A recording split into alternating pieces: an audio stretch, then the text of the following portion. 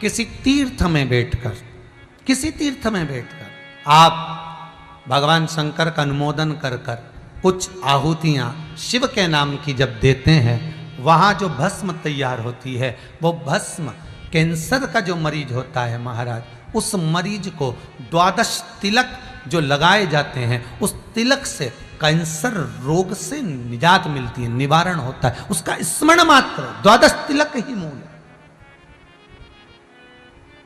12 तिलक।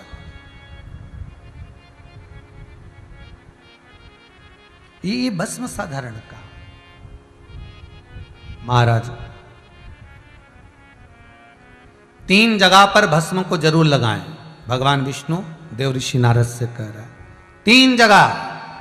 पहला मस्तक, भुकोटियों के बीच में आज्ञा चक्र होता है। यहां पर जब भस्म का तिलक लगाया जाता है तो व्यक्ति कभी धोखा नहीं खा सकता, कभी भटक नहीं सकता, मार्ग निश्चित कर लेता है। आज्ञा चक्र, गले के नीचे जो खड्डा होता है उस जगह पर विशुद्धि चक्र होता है।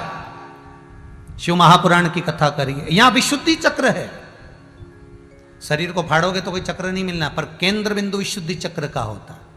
यहां पर जो भस्म लगाई जाती है, अगर मान लो हमें कोई औषधि की जगह विष भी दे दे तो वो अमृत बन जाता है। तो यहां विशुद्धि चक्र जहां भस्म लगे। तीसरा, वक्षस्थल, जहां पर अनाहत चक्र होता है।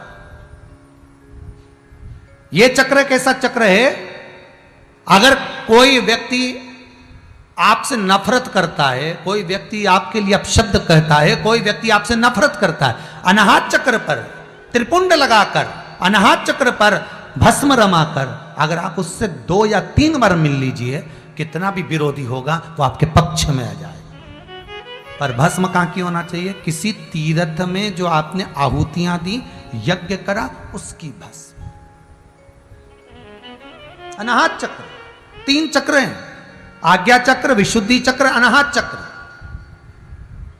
और ये 3 चक्र पर लगी हुई भस्म जीवन का सुख दे जाती, जीवन का आनंद। एक चीज और ध्यान करिए महाराज, जिस लड़का और लड़की का विवाह नहीं होता, मंगल हो गया, शनि हो गया, राहु केतु हो गया, या विवाह नहीं हो रहा है, उसके लिए भी कहा जाता है कि कहीं से आप प्रयास करिएगा, कहीं से अगर मौका मिल जाए, कहीं से आपको किसी रूप में अगर चांदी का पत्रा मिल जाए, चांदी का थोड़ा सा पत्रा, कोई वो कहते हमारे यहाँ बर्क कह देते, पर असली चांदी की बर्क चाहिए। आजकल तो भगवान पे भी जो बर्क लगाई जाती है वो भी नकली है।